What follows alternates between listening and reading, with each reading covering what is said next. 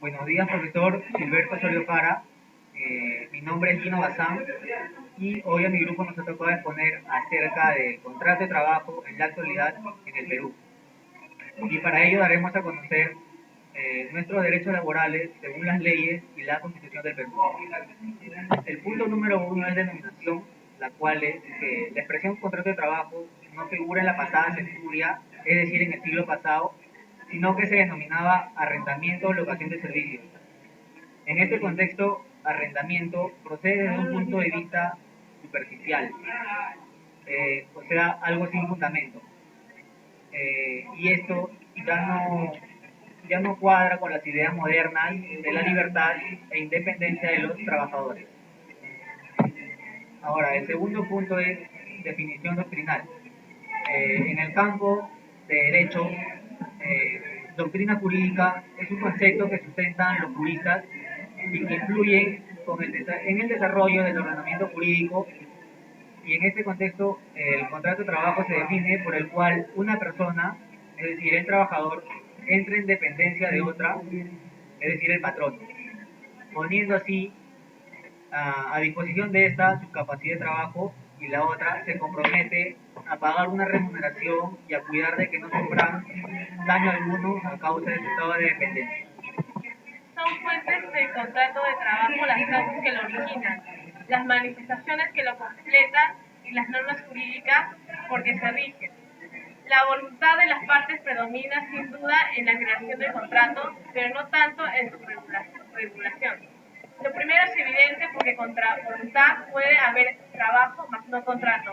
En lo segundo, al igual que en otros contratos, las partes encuentran limitada su autonomía por normas imperativas del legislador, y esto se produce con mayor frecuencia e intensidad en la labor, por la función tutelar que sobre la producción en general y sobre los trabajadores en particular suele reservarse hoy en día por el poder público.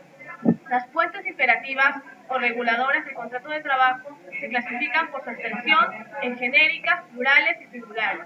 Se estima fuentes genéricas, las leyes, los decretos y los reglamentos dictados en uso de sus atribuciones. Por el poder público establecen normas generales para todo contrato de trabajo sin referirse a uno o más en concreto, por aplicarse permanentemente sus reglas abstractas, objetivas y permanentes a todas las situaciones similares. Se consideran fuentes plurales aquellas que dictan normas en relación a cierta clase o grupo de contratos de trabajo. Las fuentes plurales más frecuentes son la Convención Colectiva de Trabajo, la Sentencia Colectiva de la Justicia de Trabajo, ahí donde esa fuente de trabajo se haya admitida, y la ordenada corporativa, igualmente donde se acepte. Estas normas actúan con fuerza de ley sobre las relaciones creadas en el ámbito estricto de su aplicación. No están destinadas a regular deberes y derechos de sus contratantes individualizados. Sí, en cambio, los de todos los que se encuentran en determinada situación igual o semejante a la incluida dentro del área donde alcance la forma plural. Son fuentes singulares las que articulan normas para determinado contrato de trabajo, las de aplicación específica a una situación jurídica en sujetos concretos. Las fuentes singulares de los contratos son la equidad y el laudo arbitral. La que les presentó la parte de fuentes fue Carla del Monacid. Gracias. Bueno, en esta oportunidad me tocó hablar sobre el contrato de trabajo según la legislación peruana. Como primer punto es en la Constitución. En la Constitución en el año 1933 se incluyen artículos que en forma expresa se refieren a trabajo y al contrato de trabajo. Esto se divide en dos puntos. Como primer punto, constitucionalismo político. El objetivo fundamental es declarar los derechos políticos de los ciudadanos, como son la libertad, la igualdad, el derecho de propiedad, etc. Segundo punto, tenemos la limitación de la inversión estatal frente a estos derechos y sobre todo a la libertad. Como punto 2 tenemos el constitucionalismo social, ya no siendo suficiente la simple declaración de esos principios para conseguir la paz social frente a los graves conflictos creados. La Constitución se orienta hacia la solución de esos conflictos. Bueno, esto, como mencioné hace un rato, se inició en la Constitución del año 1933. Como segundo punto tenemos en el Código Civil.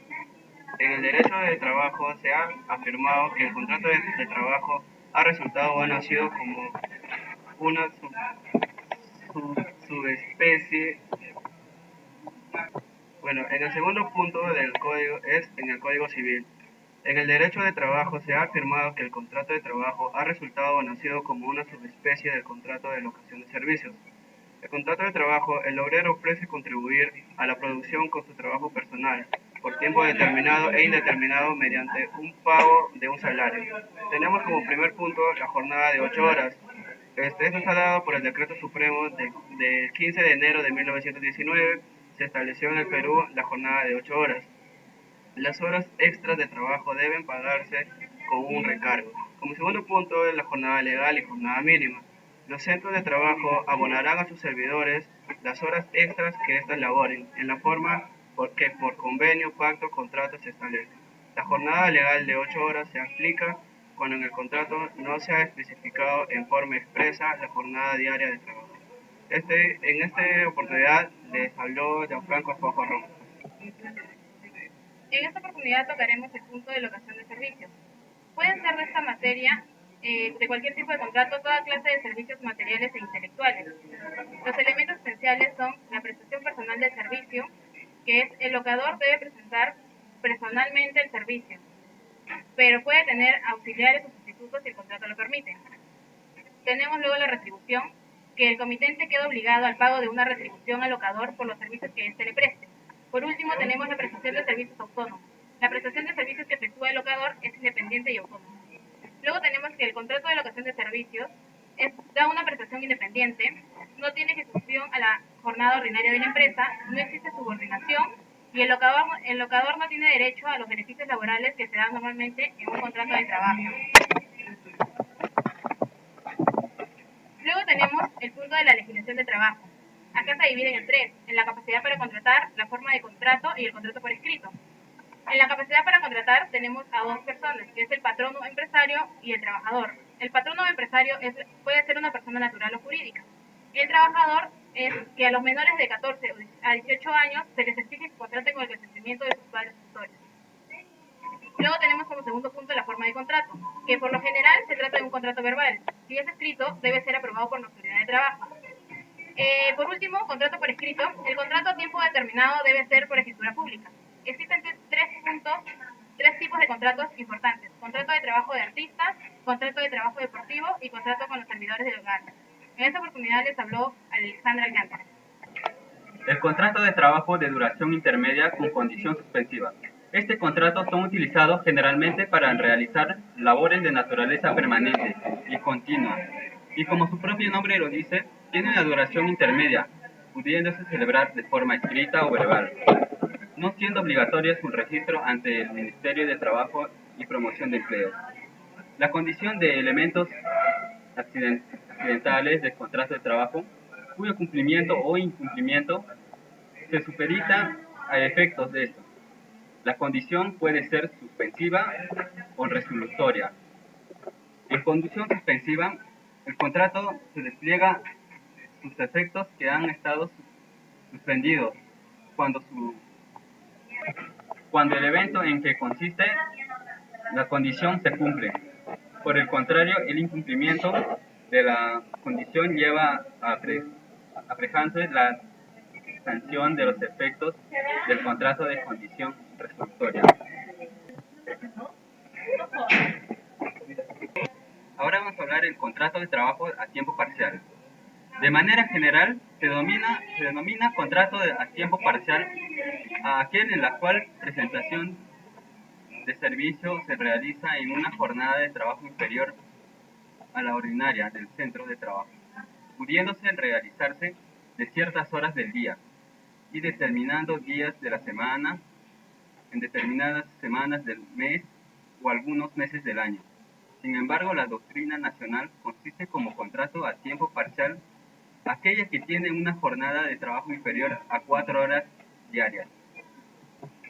Como se ve en el cuadro, los beneficios de los trabajadores a tiempo parcial, menos de 4 horas, en remuneración vital, el CTS no reciben, el descanso semanal sí reciben, feriados no laborables sí reciben, vacaciones no reciben, gratificación en fiestas patrias y Navidad sí reciben, protección de jornada máxima sí reciben, seguro de social de salud sí reciben, sistema de pensión sí reciben, seguro de vida también, asignación familiar también, participación de las utilidades sí, independización por vacaciones no gozadas no reciben, independización por resolución de contrato a plazo fijo no reciben, indemnización de despido arbitrario no reciben.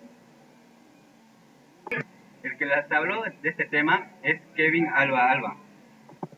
El contrato de trabajo temporal intermitente son aquellos celebrados entre un empleado y un trabajador para cubrir las necesidades de las actividades de la empresa que por su naturaleza son permitidos pero interrumpidos. Luego les hablaré sobre el contrato de locación de servicios. Es el contrato de carácter civil por medio del cual un profesional y o trabajador independiente se compromete sin estar subordinado a prestar sus servicios a la empresa para un trabajo determinado por cierto tiempo, recibiendo una remuneración de carácter monetario.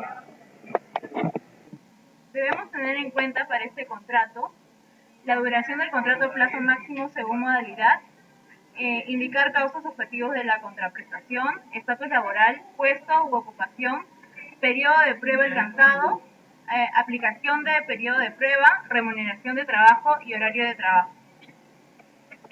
Y por último les hablaré sobre el convenio de formación laboral juvenil.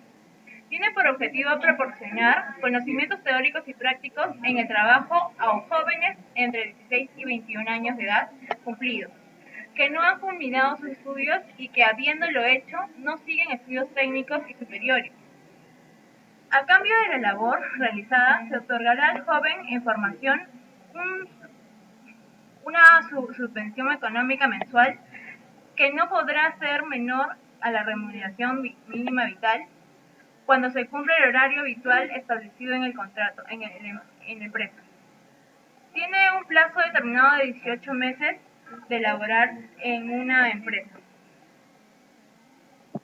Para este contrato es necesario que se celebre un convenio por escrito con el joven que se acoge a la formación del mismo que contendrá el nombre o razón social de la persona, el nombre, edad, datos personales del joven que se acoge a la formación y el de su representante en caso de que sea menor de edad, la ocupación, la suspensión económica mensual y las causales de modificación, suspensión y terminación del convenio. Quien les habló fue Elizabeth Soto Caterina Pamela. Mediante este trabajo obtuvimos como conclusión que los centros de trabajo deben cumplir con todos los derechos de sus servidores que se encuentran en el Código Civil, además de remunerar las horas extras laboradas por esto. Gracias.